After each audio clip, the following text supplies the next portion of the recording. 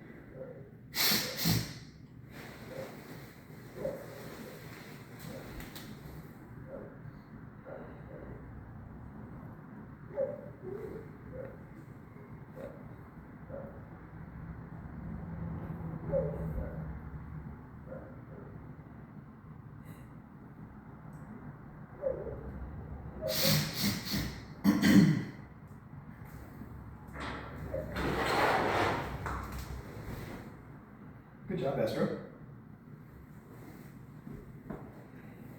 Good boy.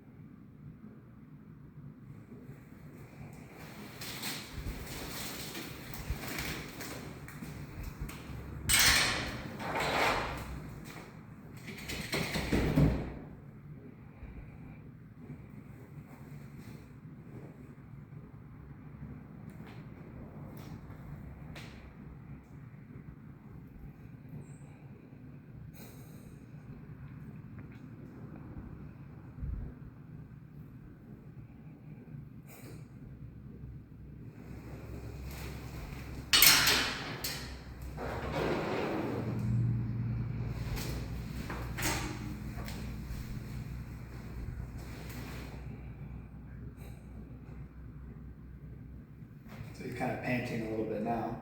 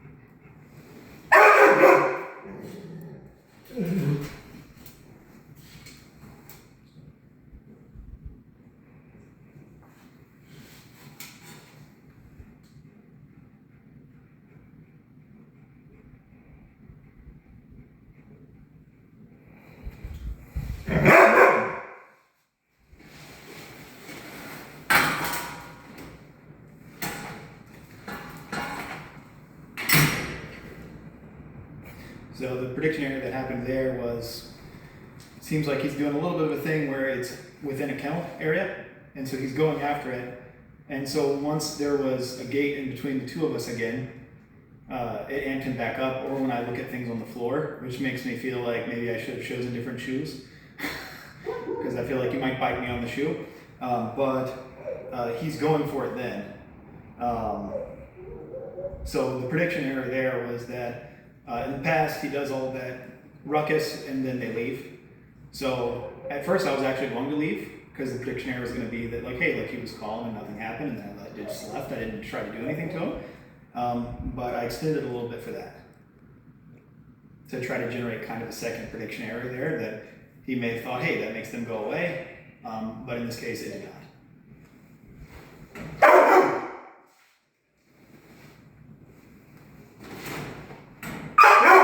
Going for it seems to get him a little amped up here.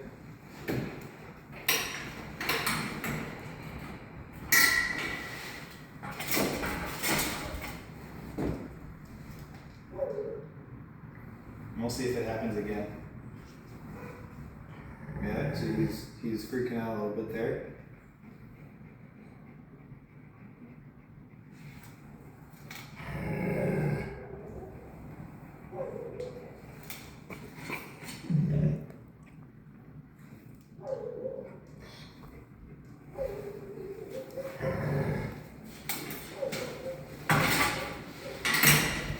And then we go back.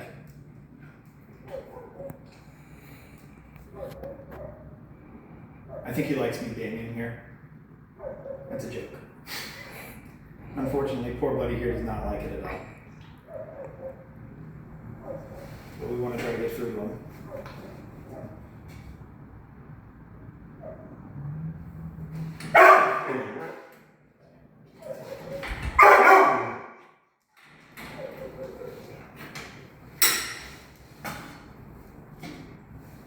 That's a different reaction than last time. Instead of hiding behind the door and growling.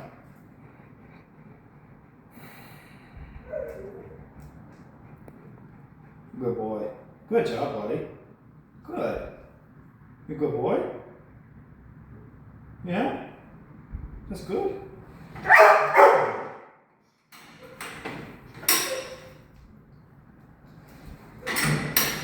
Okay, a little bit more curiosity about leaving that time, instead of just going straight for barking at me. And this time, you may have noticed I made a mistake. It's a natural thing where when a dog, kind of like any creature, it looks like they're going to potentially attempt violence, you draw your hand away, which is not the point of this exercise, so that was a mistake. But that time I didn't, and it had a better effect. So I'll try again.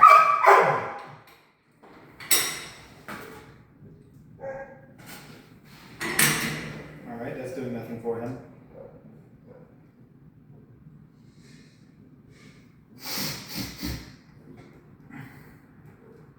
Good boy, Astro, good. Good job, buddy.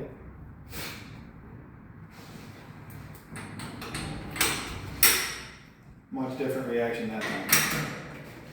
It's already looking a lot better.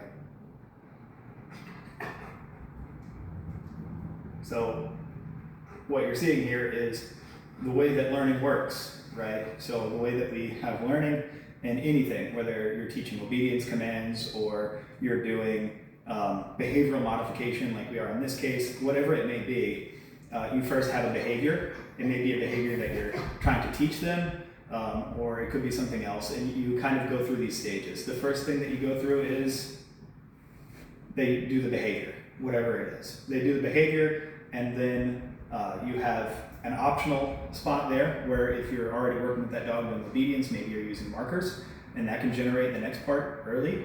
But in this case, we haven't done any marker work with him very much, so we don't have a lot of markers because he doesn't want to interact with us at all. So we skip that step, we go straight to prediction error. Prediction error is where all the learning happens. You can think of it as the wait, what moment, where they go, huh?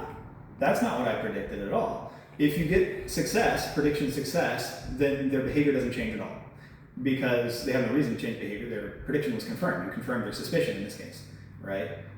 Exactly what they thought would happen when they did the behavior happened. But in this case, you get a prediction error, which is where learning happens. So you saw that first time, prediction success, right? I made a mistake, I drew my hand away. He stopped me from doing the thing that I was doing. But then in the next field, I've gotten prediction errors, where I went to reach for it, and what he was expecting did not happen at all. So that causes a prediction error, and they go, huh? Confusion happens, wait, what? From there, you have either an aversive or an appetitive, thing that happens. So either a reward event or something aversive happens, or in this case, not much, right? So I'm remaining relatively neutral. In this case, I would think of it more along the lines of an aversive event, something that's confusing because he doesn't get the result that he wanted. So that causes a little bit of confusion. And then from there, you let them return to baseline, which I'm gonna have to do after we finish this because we're kind of doing a few trials here within it. But I'm trying my best to let him partially return to baseline by not attempting it over and over and over again. And then the real return to baseline will be when I leave and then come back and run a second trial. So this second trial idea is where the learning actually will show later, right? So if when I come in, I do nothing at all that he expects, I just stand there, I'm neutral, I don't respond to the thing that he's doing. Even if he had tried to bite, I haven't fully prepared for that, he could have fully bitten me, but he hasn't tried to do that yet. I don't think that he's serious about it fully yet in this scenario. So he's kind of doing bluffing behaviors that work for him. It makes the person go away. It gives him the output, the outcome that he wants. So when we make it not work, he has to change strategies. And that's how we start to generate those prediction errors, and then over successive trials. And the second trial, that's where the learning shows, and then you keep going and have more and more trials of the same prediction error, or maybe different prediction errors, right? You are then able to start working through different like patterns and start to break all the patterns that he has right now. And once you break those patterns and you start installing new patterns, then you can start to make progress with a dog like this. So he's still looking at it, but not nearly the biggest reaction as he was before. So now, the next right? So I'll close that up.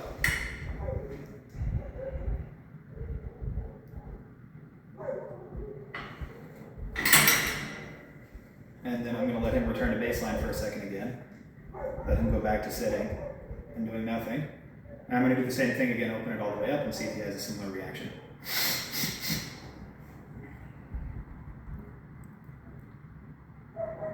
How long has the video been going? 12 minutes. 12 minutes? Mm-hmm. Because this kind of a thing, you can start to get really counterproductive if you extend this out way too long. If I did this for 45 minutes, then the next time I come in is going to be like, this is going to be a torturous experience, right? This is going to be very unpleasant.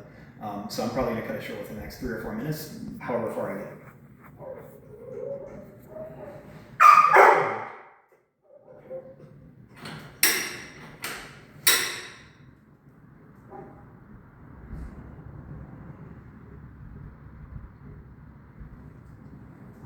Interesting.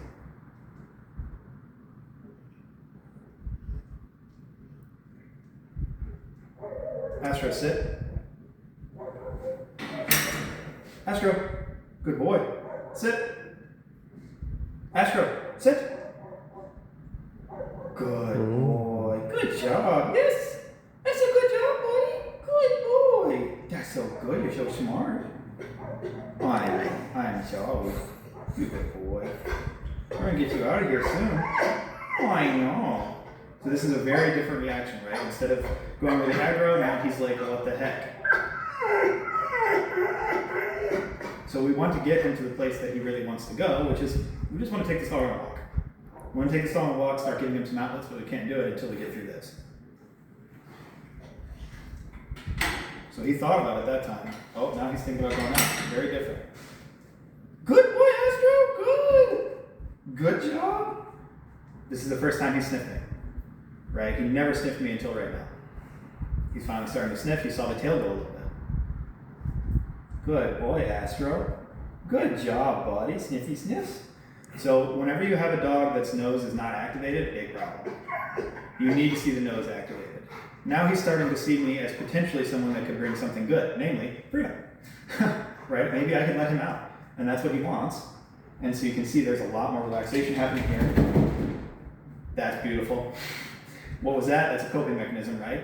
They're shaking off a little bit of the stress. Up until that point, he never sniffed, tail never went anywhere, and he was completely frozen up, right? Now, we just saw him sniff a whole bunch, start to feel a little bit more relaxed, and we saw a little bit more movement, a little bit more tail wag, and he shook off some of the stress. So he did the little shake, the little stress shake where they start to shake the stress off, and this is the only way that we can start getting them to this place, because the alternative approach that is often thought of, like, oh, this is what we need to do instead, by many is like, all right, well, put a slip lead on him and choke him until he comes out, right? Just pull him out of there. Just get him out of there. But this prediction error stage is really, really important, that we get him to change that behavior so that instead of thinking that there's an aversive experience that's coming, he starts to think about trying other options. So I'm going to try the door again. Very different response. Now he's like, oh, maybe it'll get out. Good boy, Astro. Good. Good job, buddy. Good job. Now he's doing something normal. That's normal. Dogs drink water. Right? Dogs eat food. Dogs do other stuff while you're around. They don't just sit there and go, oh, right? So that's what we want to see. We want to see him start to act like a dog instead of doing what he's been doing, which is very, like, not fun behavior, right? For him or for me. Astro, over here. Go over here. Sit. And now I can start using commands. Now I'm going to start to come in as an authority in the situation where I can ask him to do things. Sit. Sit.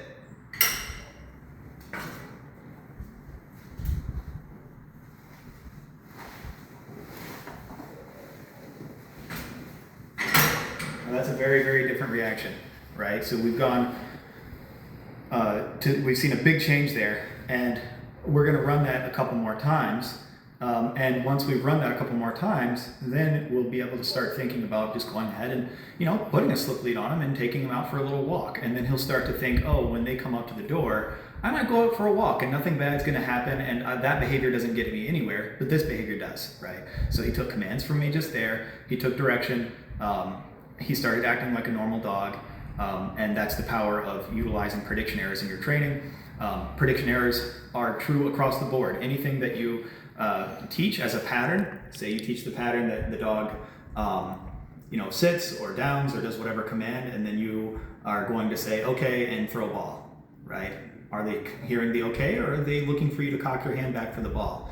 The only way that you can know and help them distinguish between the two is through prediction error. That's how you start to get verbal only for commands. It's also how you deal with behavioral modification cases. You start using prediction error because that's how learning happens.